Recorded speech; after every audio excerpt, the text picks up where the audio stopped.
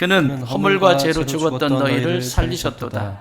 그때의 너희는 그 가운데서 행하여 이 세상 풍조를 따르고 공중의 권세 잡은 자를 따랐으니 곧 지금 불순종의 아들들 가운데서 역사하는 영이라.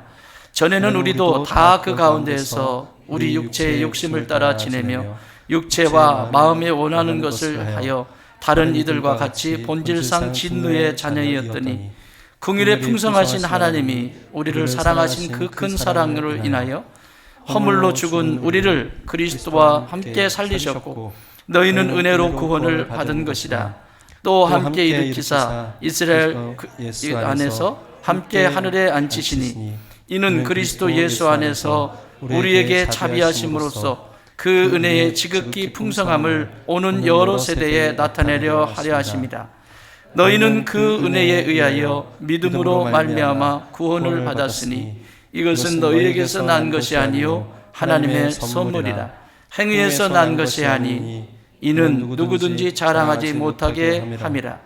우리는 그가 만드신 바라 그리스도 예수 안에서 선한 일을 위하여 지으심을 받은 자니 이 일을 하는 전에 예비하사 우리로 그 가운데서 행하게 하려 하심이라. 아멘. 에베소서는 교회에 대한 이야기고 에베소서를 기록한 사도 바울 목사님은 온통 교회밖에 없었습니다. 교회 때문에 울고 교회 때문에 기뻐하고 교회 때문에 아파하고 교회 때문에 굶고 교회 때문에 매맞고 교회 때문에 한평생을 살았던 분이십니다. 이 에베소서는 여러분 잘 아시는 것처럼 옥중에서 로마 감옥에 갇혀있는 그 감옥에서 기록을 했어요. 단순히 로마 감옥에서 기록했다, 그것이 중요한 것이 아니라 이 에베소서를 쓰기까지 바울 목사님이 가지고 계셨던 그 마음속에 그 복음, 그것은 무엇일까, 이 고민을 해보아야 합니다. 에베소서가 기록된다라고 하는 것은 교회에 대한 것입니다. 질문 드리겠습니다. 교회가 무엇입니까? 교회. 괜찮습니다. 전혀 문제되지 않습니다. 잘 듣고 교회 하면 한마디로 이제 나와야 합니다. 교회, 한자로는 가르칠 교 모일 회자입니다. 우리나라에서 우리말로 해석한 단어는 교회입니다. 가르침을 받는 장소. 그래서 이렇게 눈에 보이는 곳을 교회라고 하지 않고요, 예배당이라고 했습니다. 교회들이 모여서 함께 예배를 드리는 곳, 그래서 예배당, 이렇게. 이 말이 사실은 더 잘 맞는 말이고, 교회는 계속해서 우리가 보이지 않는 한 사람 한 사람을 교회라고 말할 수 있고, 그 교회는 무슨 가르침을 받아야 되냐면 하나님 나라의 그 진리의 복음을 날마다 가르침을 받아야 합니다. 그것도 부족합니다. 가르침을 받는 장소? 자, 영어로는 교회를 처치라고 합니다. 처치는 그냥 모여서 가르침을 받는 모임이라고 하는 교회의 수준을 조금 넘어서 처치라고 하는 단어는 주님께 속한 것이라는 뜻입니다. 따라합시다. 주님께 속한 것.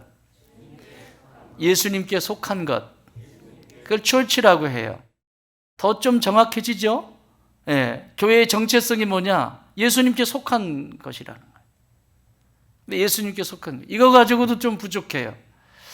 교회가 시작이 되어진 이 초대교회의 교회를 에클레시아 이렇게 썼습니다. 에클레시아. 에크는 영어로는 out of입니다. out of. 그러니까 뭔가 밖으로부터 이렇게 끄집어내는 상태, out, 밖으로 끄집어내는 상태. 클레시아라고 하는 단어는 영어로는 calling입니다. 불러냈다. 뭔가 공간에 있었는데 그 공간에서부터 밖으로 끄집어낸 상태를 에클레시아라고 합니다.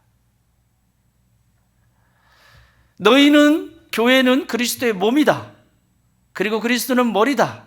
라고 하시는 이 개념은 이 에클레시아에 잘 담겨져 있습니다. 어디로부터 그들을 끄집어냈을까요? 어디로부터 그들을 불러내었을까요? 죄악 가운데 있는 인생들을 불러낸 상태, 이것을 에클레시아라고 합니다. 죄악 가운데 여전히 살았는데 그 죄악 가운데서 건져내서 데려온 상태, 완전히 이 공간에서 다른 공간으로 분리한 상태, 이게 에클레시아예요. 이게 교회입니다. 죄의 문제에서 건져냄 받은 상태, 사망의 죽음의 문제로부터 건져냄 받은 상태, 음부의 권세로부터 다시 불러내서 건져냄을 받은 상태, 세상으로부터 완전히 분리된 상태를 교회라고 합니다. 그러므로 여러분, 내가 교회가 된다라고 하는 것은 이 세상에 가지고 있는 생각이나 가치관을 가지고 교회 공동체의 한 일원이 된다는 건 매우 매우 힘든 일입니다. 이 일이 에베소 교회에도 있었습니다. 에베소 교회는 사도 바울이 전도여행을 통해서 에베소 교회에 머무르면서 복음을 전했죠. 가장 많이 머물러 있었던 곳입니다. 왜냐하면 에베소라고 하는 곳은 아데미 신전이 있는데, 이 아데미 신전은 여러분 잘 아시는 로마 신화에 나오는 모든 중요한 위대한 신들이 다 모여있는 곳이 아데미 신전이에요. 그러니까 세상적으로 보면 모든 것이 다 그 안에 들어있는 거죠. 막 휘황찬란하죠. 거기다가 이 당시에 가지고 있는 수사학, 철학, 이 모든 학문이 이곳에서 수없이 많은 사람들에 의해서 논쟁이 일어나고, 그리고 정의가 되어지고 이런 곳이었습니다. 여러분, 두란노 서원이 어디에 있죠? 두란노는 장소가 아닙니다. 트란누스라고 하는 철학자이면서 수사학자가 만든, 쉽게 말하면 우리로 말하면 아카데미? 도서관도 아닌데, 어쨌든 이런 것들을 철학을 이야기하고 의학을 이야기하고 수사학을 이야기하고 이런 아주 정신적인 부분을 움직여가는 것이 두란노 서원이었습니다. 그런데 여러분, 그 두란노 서원에서 사도 바울이 2년 동안, 아니 3년 가까운 그 시간을 거기서 제자들을 가르칩니다. 뭘 가르쳤어요? 따라합시다. 하나님의 말씀. 하나님의 말씀. 철학이 난무하고 수사학이 난무한 휘황찬란한 그 학문의 세계 속에서, 서로 잘났다고 하는 그 세계 속에서 바울 사도가, 바울 목사님이 가서 전한 것은 오직 복음, 하나님의 말씀이었습니다. 그 말씀으로 이 세워진 교회가 에베소 교회입니다. 그러니 모든 말씀이 그곳으로부터, 그곳에서 제자들이 세워지고 교회가 태동이 되고, 그 교회는 아주 유명한 어마어마한 교회로 성장하게 됩니다. 그런데 그만, 언제나 그렇습니다. 예수님이 십자가에 못 박히도록 조작을 하는 이들이 있는가 하면, 복음이 흥왕케 되는 곳에는 항상 반대하는 세력이 있습니다. 교회도 똑같습니다. 이렇게 복음이 흥왕케 되어지니까 자신들의 기득권이 무너지기 시작하죠. 아데미 신전을 중심으로 해서 먹고 살았던 수없이 많은 사람들이 이게 예수라고 하는 자를 전해서 우리가 먹을 우리의 기득권을 잃어버리게 되고 어려움이 있게 됐다. 그래서 결국은 바울 사도가 쫓겨나게 됩니다. 쫓겨나서 저 유럽으로, 저 데살로니카를 거쳐 마게도니아, 데살로니카, 저 밑에 고린도, 아덴 이 지역으로 전도여행을 마치고 돌아오는 길에 이제 다시는 에베소에 갈 수 있는 기회가 본인 안에 없다는 것을 알고 에베소의 장로들을 부릅니다. 그것도 에베소에 들어가지 못하고 항구에 배를 대고 그곳에서 에베소 장로들을 만납니다. 잠깐 성경을 펴보겠습니다. 사도행전 20장.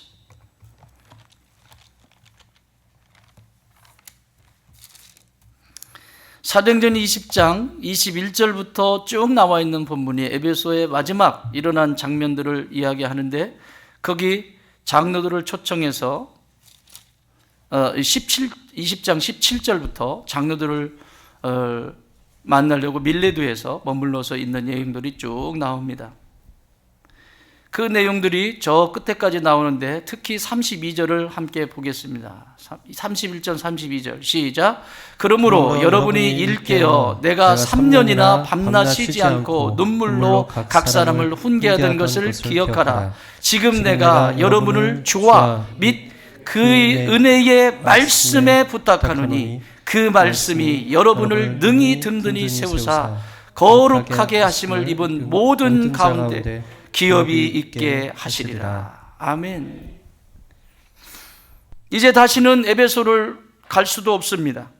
그리고 그 에베소에서 어떻게 복음을 전했는지를 본인 자신이 이 장로들에게 다시 한번 당부합니다. 32절에 보면 지금 내가 여러분을 주와 및 그의 은혜의 말씀에 부탁하노니, 주와 뭐라고요? 은혜의 말씀. 예수님과 하나님의 그 말씀, 내가 너에게 전해준 그 말씀 위에 내가 부탁한다. 사랑하는 여러분, 여기 있는 정용구 목사가 떠나도 이 교회는 하나님의 말씀이 살아있어야 합니다. 저를 바라보면서 신앙생활 하지 마세요. 이 허접한 인간을 쳐다보면서 신앙생활을 하면 뭐가 남겠습니까? 이 세상에는 만족할 만한 것이 아무것도 없습니다. 하나님의 말씀이, 주와 하나님의 그 말씀에 내가 너희를 부탁한다. 그 말씀이 여러분을 능히 든든하게 세우사 거룩하게 하심을 입은 모든 자 가운데 기업이 있게 하시리라. 다시 말하면 이 하나님의 말씀이 살아 생동감 있게 움직이는 에베소의 모든 성도들에게 하나님의 나라의 기업이 있을 것이다. 사랑하는 여러분, 교회는 하나님의 말씀이 이끌어 가십니다.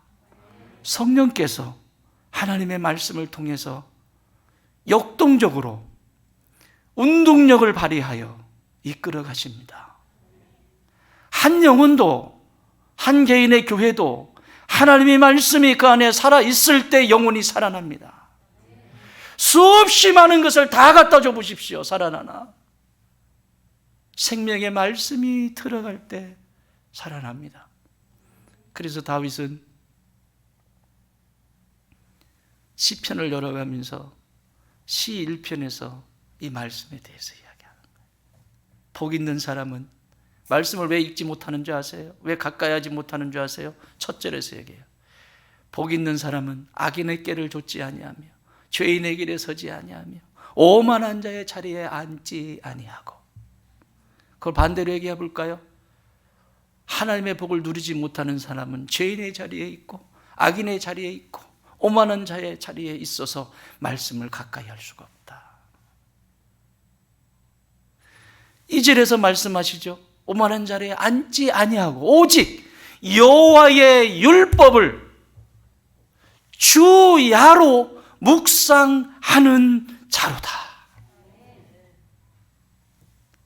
바울 목사님은 에베소 교회에서 그 모진 욕설과 그 모든 것을 견뎌내면서 여전히 전도여행을 마치고 4년이라고 3년이라고 하는 그 기간을 마치고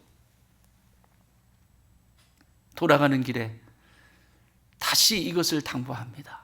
나는 에베소 교회에 주님이 주님 되시기를 원하고 나는 에베소 교회에 하나님의 말씀이 여러분을 다스리기를 바란다.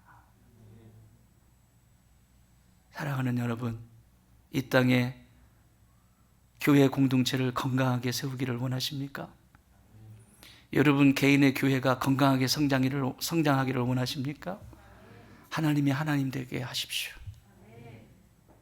그리고 말씀이 말씀으로 살아 움직일 수 있게 하십시오. 그러면 개인의 교회도 살고 눈에 보이는 이 공동체도 살게 될 것입니다. 이것이 교회의 정의입니다. 바울 사도는 이 교회 속에 왜 허물과 죄로 죽었던 자들이 이 교회 속에 모일까? 그건 당연한 것이라는 거죠. 사랑하는 여러분, 교회는 죄와 허물을 인식한 사람들이 앉아있는 곳입니다. 혹시 여기 그런 분은 아니 계시겠지만 나는 세상 사람과 좀 달라서 나는 예배당에 앉아있다, 이런 분 계세요? 그렇다면 은혜 받기는 매우 힘드실 겁니다. 교회는 내가 죄인입니다, 내가 허물 많은 죄인입니다 인정하는 사람들이 모인 곳이 교회입니다.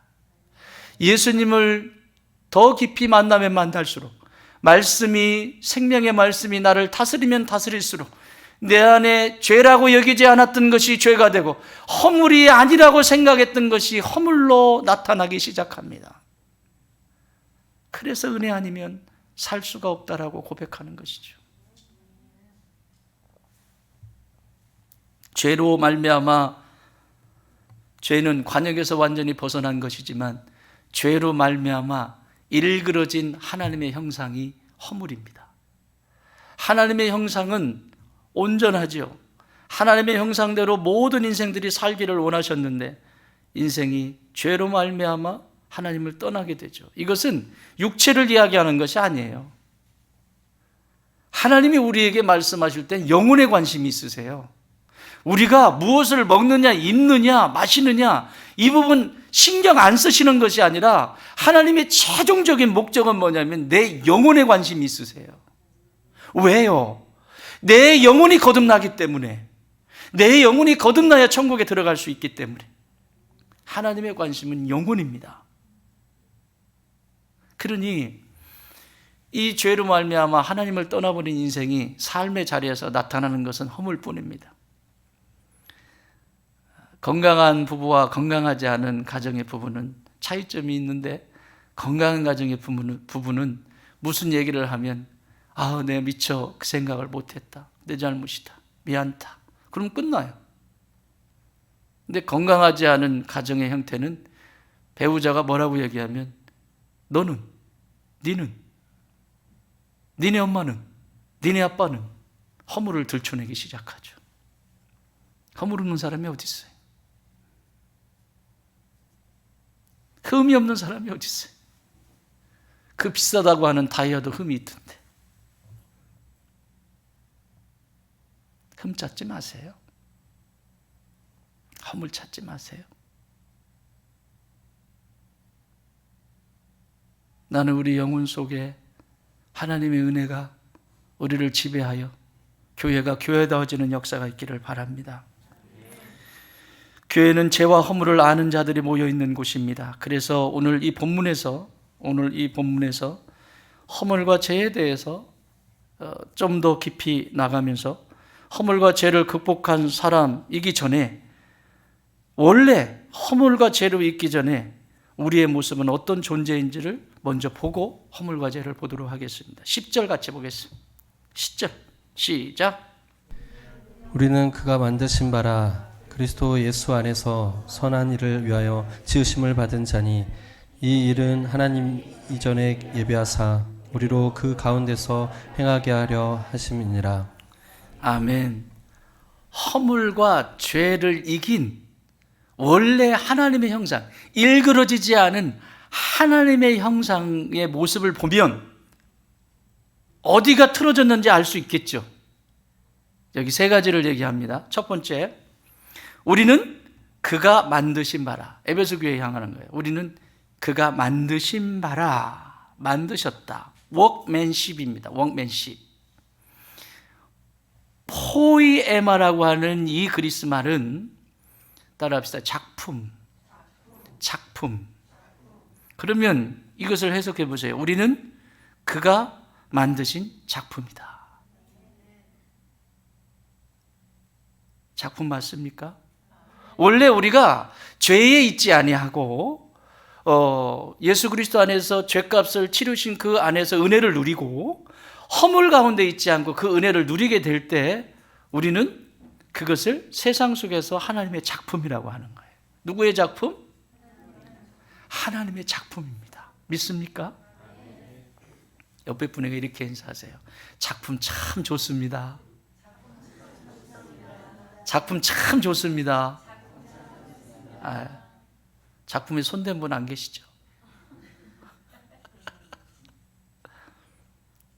그런데 하나님이 만드신 작품에 자꾸 인간이 손을 대요. 이게 문제예요.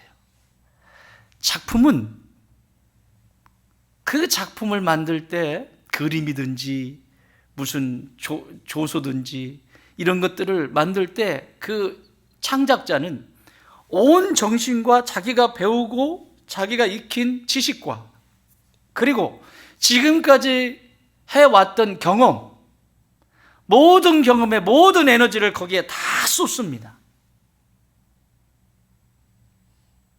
그게 작품이에요.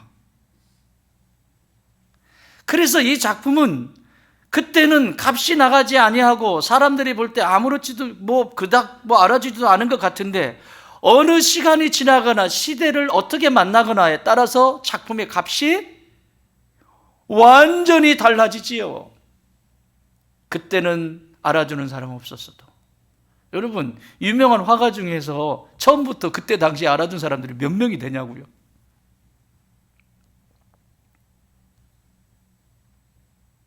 줄 잘 쓴 사람들은 그때 당시도 알려졌어. 미켈란젤로 뭐 이런 사람들. 그런데 그렇지 않고 줄을 그냥 그림 그리는 게 좋고 자기는 이 그림 하나만으로 나는 참 가난하다고 그랬잖아요, 옛날에. 그런데 지금 보세요, 그림 한 점에.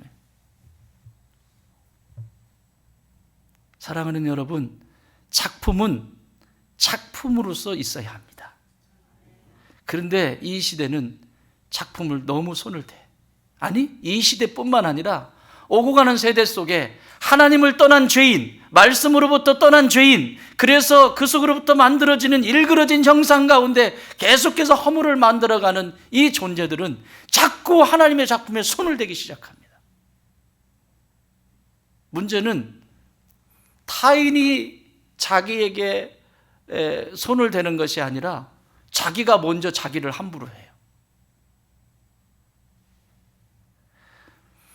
자기가 자기를 함부로 하면 이건 하나님도 어떻게 하실 수 없어요. 어저께 저녁에 하나님이 오셔가지고 얘 또 손 대놨네. 그래서 하나님이 이렇게 다시 이렇게 밀고 이렇게 하고 이렇게 해서 딱 깨끗하게 해놓았어. 근데 그 이튿날 또 하나님이 오셨는데 또 막 엉망으로 이걸 해놓은 거예요.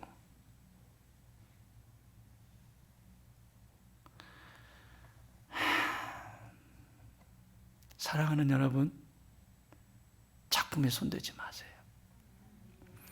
하나님이 창조해 주신 그 아름다운 작품을 만끽하세요. 즐기세요. 거울 보시면서 어쩌면 이렇게 하셔야 돼요. 거울 보실 때마다 감탄이 나와야 돼요. 아멘 소리 이렇게밖에 안 나와? 여러분, 거울을 보시면서 감탄이 나오셔야 합니다. 어떻게 완벽하다. 왜요? 나를 창조하신 분이 하나님이시니까.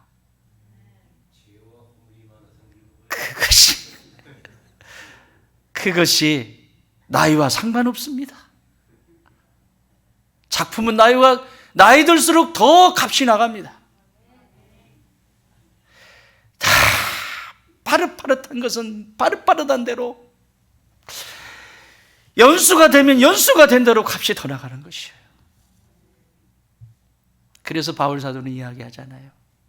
내 겉사람은 후패하지만 내 속은 날마다 새롭도다.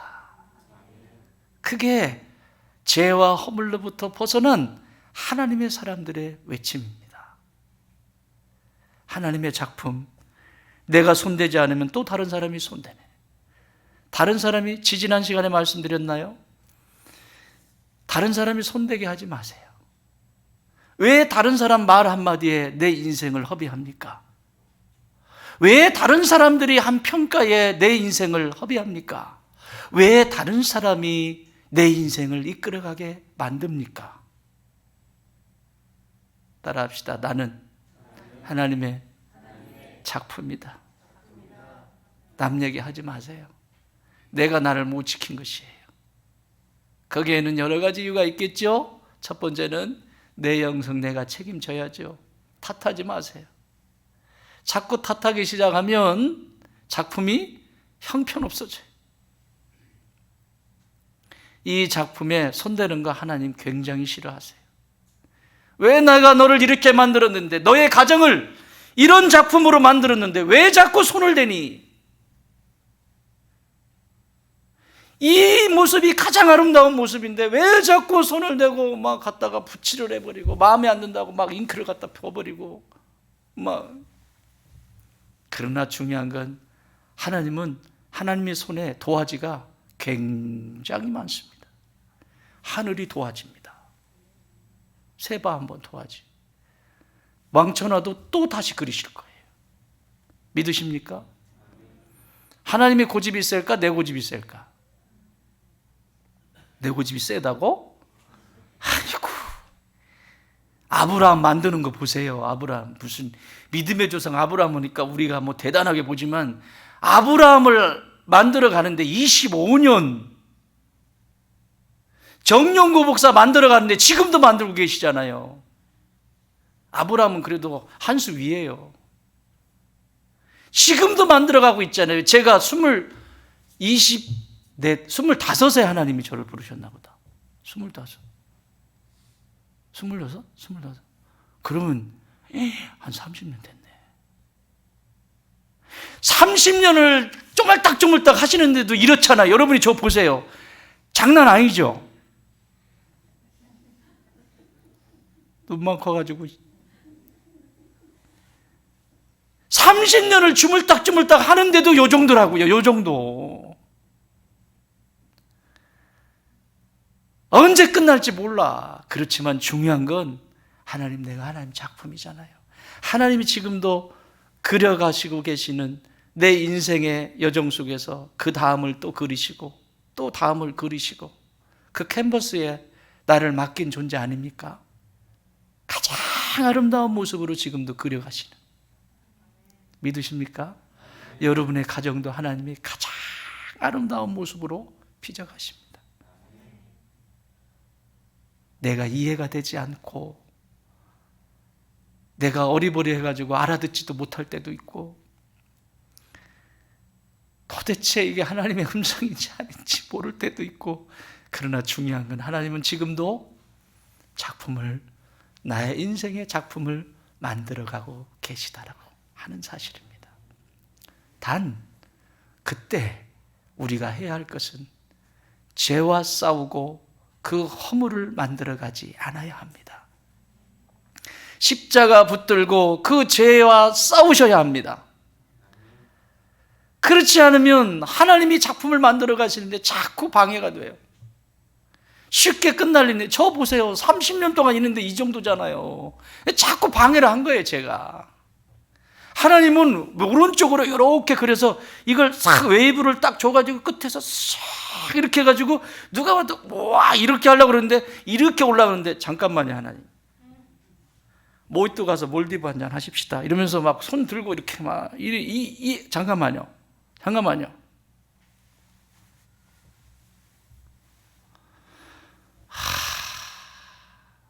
이게 제 인생이에요. 제 인생.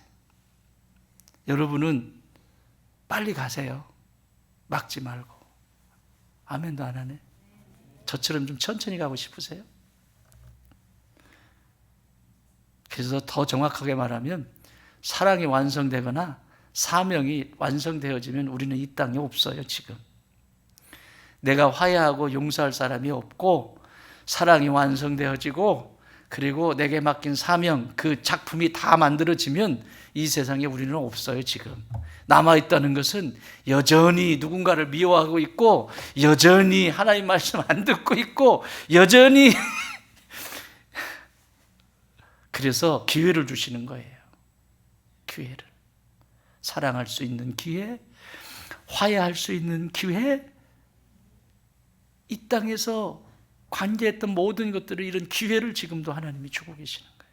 그리고 맨 마지막, 하나님이 나에게 맡겨주신 생명의 사명이 있기 때문에 두실 수 있어요. 거기 숨지 마세요. 앞에 두 가지를 먼저 해결해야 돼요. 그래야 작품다워집니다.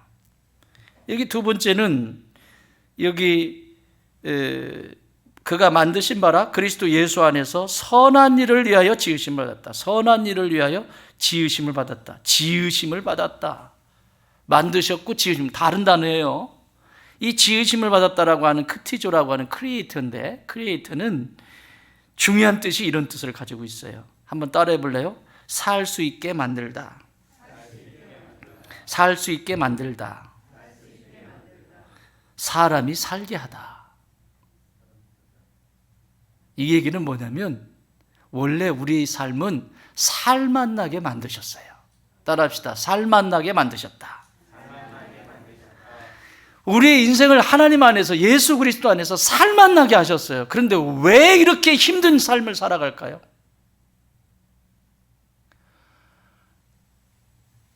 아무리 밖에서 힘들어도 가정에 들어가면 반겨주는 자녀들과 아내가, 배우자들이 다 반겨주면서 오셔서 하나님 문타면 인사 박수 들어요. 왜 이렇게 힘들게 살아요? 왜 애들만 보면 짜증이 나요? 안 나던 화가 여기서 왜 올라오죠? 이게 살맛 나는 인생이에요? 왜 교회 가면 왜 이렇게 자꾸 화내? 내가 오늘도 가야 돼? 내가 왜 가야 되지? 왜 교회, 왜 기다려지지 않죠? 따라합시다. 하나님은 나를 살맛 나게 지으셨다. 믿으셨습니까? 작품일 뿐만 아니라 살맛 나게 지으셨어요. 살맛 나지 않으면 그걸 뭐라고 그러죠? 우리가 생기라고 하잖아. 생기. 사람이 생기가 있다. 눈빛이 살아있다. 근데 눈이 맞아가가지고, 너 그거 어떻게, 뭐라 했는데요? 뭐라 했는데요? 그냥 살맛 난다, 살기 싫다? 여러분, 이게 분명해야 이걸 찾아와요. 우리가 도둑 맞았거든요. 이 땅의 모든 사람들이 도둑 맞았어요. 이게 하나님의 작품을 도둑 맞고 살맛 나는 인생을 도둑 맞았다고요. 이 지으셨다라고 하는 이 단어가 바로 살맛 나게 하는 인생으로 우리를 창조하셨어요. 세 번째는 여기 자, 그리스도 예수 안에서 뭐를 위해서? 선한 일을 위하여. 이 일은 하나님이 전에 예비하사 우리로 그 가운데에서 행하게 하려 하심이니, 이 선한 일을 위하여 창조하셨어요. 그 선한 일이 뭘까요? 남에게 착한 일 하는 거? 그것도 선한 일이에요. 그건 열매예요, 열매. 가장 선한 게 뭘까요? 성경이 말하는 선한.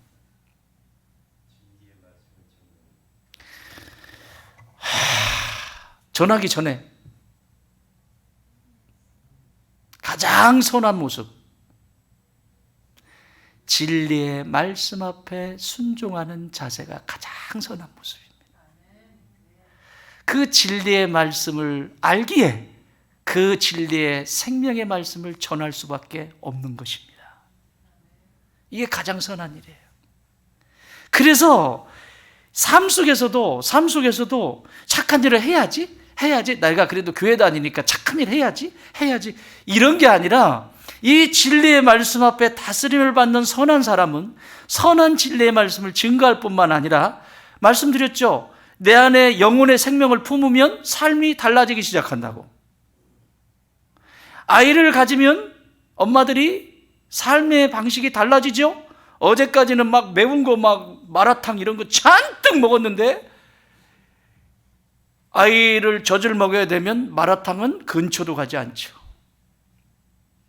내 입에서 왜 마라탕 얘기 나왔지?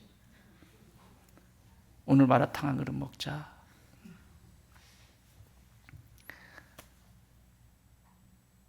엄마가 아이 젖을 먹이는데 막 먹여요? 막 먹어요? 막 나는 매운 거 좋아하니까. 나는 그래도 내 새끼보다 내가 중요해. 나는 매운 거 먹을 거야. 나는 매운 거 먹지 않으면 지금 이 스트레스가 날아가지 않아. 그래서 나는 매운 거 먹을 거야. 그래서 막 김수진표 왕 매운 족발 뭐 이런 거 말 안 먹어봤지? 안 먹으면 말을 하지 마. 막 이 매운 걸로 막 다 고추도 막 청양고추 막 따가지고 막 그렇게 해서 애기 전 먹이지요. 그런 미친 부모를 엄마를 보셨나요? 그런 분 보셨으면 가까운 군부대에 신고해 주세요. 그런 엄마는 없습니다. 내가 아무리 매운 것을 좋아해도 이것이 내 새끼한테 영향이 간다고 하면 참을 수 있고 견뎌낼 수 있고 기다릴 수 있고 포기할 수 있고 영혼도 똑같아요. 진리의 말씀 앞에 순종하는 사람은 이 진리의 말씀을 세상 속에 가르쳐 주기 위하여 오늘 내 삶을 날마다 정비합니다. 그래서 일생을 사는 존재가 아니라 영원한 생명, 이 땅에서도 영생을 살아가는 사람들이에요. 영생을 사는 게 뭐라고 그랬어요? 또 쉽게 설명을 드려? 쉽게 설명드릴게. 영생 굉장히 대단한 거로 생각하지 말고 이런 거예요. 또 설명드려요. 화장실에 갔어요. 화장실에 갔는데 내가 마지막에 화장실에 휴지를 썼어. 이제 휴지가 없어. 일생을 사는 사람 그냥 유유히 사라져버리죠. 영생을 사는 사람 나가서 여기 롤 휴지가 어디 있나요? 물어서 롤 휴지를 휴지 거리에 딱 채우고 가는 사람, 이 사람 영생을 사는 사람. 아멘도 안 하네. 죽어가서 한번 볼 거예요. 이렇게 삶의 자리에서 이렇게 영생을 사는 거예요. 나만 먹고 나만 해결되면 끝이고 나만 만족하면 끝인 것은 일생을 살고 끝나는 인생이에요. 그러나 내가 나뿐만 아니라 너라고 하는 존재를 여기에 들여놓고 너라고 하는 존재와 더불어서 사는 존재라는 것을 알아. 내가 지금 말할 수 있고 주장할 수 있지만 참을 수 있고 기다릴 수 있는 것이 영생을 사는 사람이에요. 사랑하는 여러분, 휴지거리에 휴지를 걸어놓고 가는 영생을 사는 사람들이 되시길 주님의 이름으로 축원합니다. 단어 정리가 잘 돼야 돼. 그래야 신앙이 쭉쭉 성장해요. 막연하게 하면 안 돼요. 구체적이어야 돼요. 그 영생을 사는 그 모습이 하나님 나라의 영생으로 이어지는 거예요. 이렇게 선한 일을 위해서, 이 생명을 살리는 선한 일을 위해서 하나님이 우리를 부르셨어요. 작품으로 부르셨어요. 살맛 나게 하시기 위해서 부르셨어요. 그리고 생명을 살리는 선한 일을 위해서 부르셨어요. 그런데 죄와 허물이 들어오면 이런 일이 일어나요. 자, 2절로 가십시다. 2절 시작.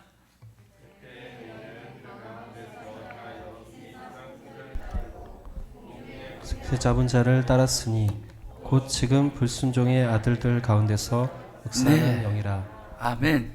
자, 이렇게 하나님이 우리에게 놀라운 축복을 주셨단 말이에요. 이렇게 살아가도록. 그런데 이 죄와 허물이 딱 들어오면 나타나는 현상이 있어요. 첫 번째, 그때 너희는 그 가운데서 행하여 이 세상 풍조를 따르고, 이 세상의 풍조를 따라갑니다. 이 세상의 풍조는 뭘까요? 이 세상의 풍조는 하나님이 빠져버린 세상입니다. 영생이 아닌 일생을 살아가는 사람들의 문화입니다.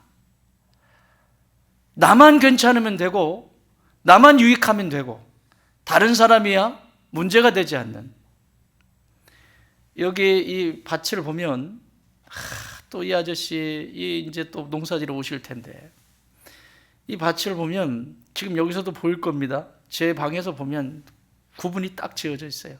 이쪽에는 다른 아저씨가 농사를 지으세요. 이쪽은 견적이 안 나오시는 분이 농사를 지으세요. 근데 이쪽에 농사를 지으시는 그 어르신은 밭을 수시로 와서 작년에 고구마를 거기에 잔뜩 심어가지고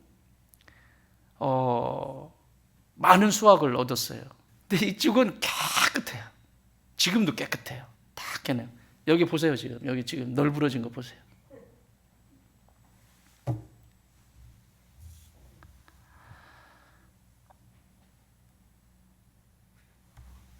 영생을 사는 사람, 일생을 사는 사람. 이해가 돼요? 내가 그렇게 함으로 인해서 정리를 잘 해놓고 함으로 인해서 다른 사람이 볼 때에도 편안하잖아요. 그죠? 다른 사람의 입가에 웃게 하는 사람, 영생을 사는 사람. 다른 사람의 입가를 웃는 얼굴도 내려버리는 사람, 일생을 사는 사람. 나 너무 쉽게 설명한다. 저기를 볼 때마다 땅이 이게 황토잖아요. 황토인데 고구마를 심고 나니까 땅이 부슬부슬부슬해졌어요. 저희 밭도요, 처음에 이거를 심을 때는 막 진흙덩어리였거든요. 우리 한기원 집사님이 포크레인 이렇게 해줬는데 막 진흙덩어리였어요. 그거 쇠서랑으로 깨고 해고 이게 자라겠나 그래서 곡식을 한 이틀 심었죠. 나가보세요. 땅이 부들부들해졌어요. 얼마나 부드럽게요. 거기서 비까지 왔네요. 어저께 씨 뿌렸는데. 농사는 타이밍이야. 거른 닦는 딱 끝내줘 저거. 내가 네팔 갔다 와서 비늘이 칠 거야 이제. 이런 상태가 되면 안 돼. 다른 사람에게 인상 쓰게 만들고 긴장하게 만들고 이건 일생을 사는 사람들의 이야기예요. 그러나 내가 감으로 내가 행함으로 다른 사람들을 웃게 만드는 건 영생을 사는 거예요. 이 세상 풍조는 뭐냐? 일생을 사는 사람들의 이야기입니다. 근데 문제는 내가 죄와 허물 가운데 있을 때 이 세상 풍조가 굉장히 익숙합니다. 최적화된 상태입니다. 내가 하나님과 상관이 없이 내 나름대로 말씀과 상관이 없이 죄 가운데 있으면 이게 세상의 풍조가 나 예수 믿어요라고 하는 사람에게 최적화된 상태라니까 이게 익숙해요 이게. 그래서 죄와 허물 가운데 있게 되기 시작하는 거예요. 세상에 있는 사람은 당연히 거기 있다라고 보는데 신앙의 믿음의 여정을 걸어가는 사람들이 이 영생을 살지 못하고 일생을 살게 될 때 나타나는 현상이 이 세상 풍조를 따라가게 돼 있어요. 이게 첫 번째 스텝이에요. 잘 들으세요. 첫 번째 그냥 따라가. 거기에 그냥 익숙해져. 최적화돼. 두 번째 나타나는 현상이 있어요. 이게 길어져. 이게 길어지잖아요. 세상 풍조를 따라가는 방식이 길어지잖아요. 그러면 그 다음에 나타나는 현상이 있습니다. 공중에 권세 잡은 자를 따랐으니 그 다음에 뭘 따라요? 공중에 권세 잡은 자. 그게 누구예요? 마귀예요. 마귀. 처음에는 세상 풍조를 보면서 기웃동거릴 수 있어요. 이렇게 쳐다볼 수 있고 저렇게 쳐다볼 수 있고 관심이 있어서 볼 수 있는데 그것이 길어지고 내가 영생을 살지 못하고 하나님의 진리의 말씀을 붙들고 살아가는, 그래서 그 진리가 행해지도록 그 어린아이를 품었던 것처럼 세상을 볼 때도 생각하는 것이나 바라보는 관점이 다르듯이 그렇게 영생을 살지 않으면 이 공중권세 잡은 자가 왕노릇하기 시작한다는 거죠. 그것이 나타난 현상이 곧 지금 불순종의 아들들이다. 이걸 바꿔 말하면 순종하지 않는다. 공중권세 잡은 마귀에게 사로잡히면 순종하지 않아요. 자꾸 버텨요. 그리고 자꾸 힘든 삶을 선택해요. 이게 세상 풍조를 따라갈 때 길어지면서 나타나는 현상입니다. 죄와 허물 가운데 있을 때. 그러면 이것으로부터 어떻게 벗어날 수 있을까? 4절 같이 읽습니다. 시작. 긍휼이 풍성하신 하나님이 우리를 사랑하신 그 큰 사랑을 인하여. 하나님의 사랑입니다. 하나님의 사랑은 인간이 가진 그런 사랑이 아닙니다. 그 사랑은 아들을 내어주신 사랑입니다. 그 사랑에 붙들림 바 된 사람, 변하지 않은 사람이 이 세상에 아무도 없습니다. 그러므로 내가 죄와 허물과 싸우고 있다면 하나님, 내가 그 크신 하나님의 사랑을 알기를 원합니다. 내가 그 사랑의 넓이와 깊이와 높이가 어떤지 알기를 원합니다. 무릎 꿇으십시오. 그러면 그 사랑을 알고 체험할 때 이 죄와 허물이 더 이상 나의 것으로 작정되어지지 아니하고 영생을 사는 풍요로운 삶, 작품으로서 지금도 만들어져가는 그 아름다운 삶 속에서 내가 아름답듯이 너도 아름답고, 내가 소중하듯이 너도 소중하고, 내가 귀하듯이 너도 귀한 삶의 여정을 살아가게 되는 것이지요. 사랑하는 여러분, 나는 이 에베소 교회의 이 축복이 오늘 우리 좋은 땅 교회의 축복이 되기를 주님의 이름으로 축원합니다. 오늘 이 역사가 나를 창조하신 그 하나님 안에서 풍요롭게 되어지고, 그리고 어느 곳에 가든지 영생의 기쁨을 나누는 저와 여러분 되시기를 주의 이름으로 축원합니다.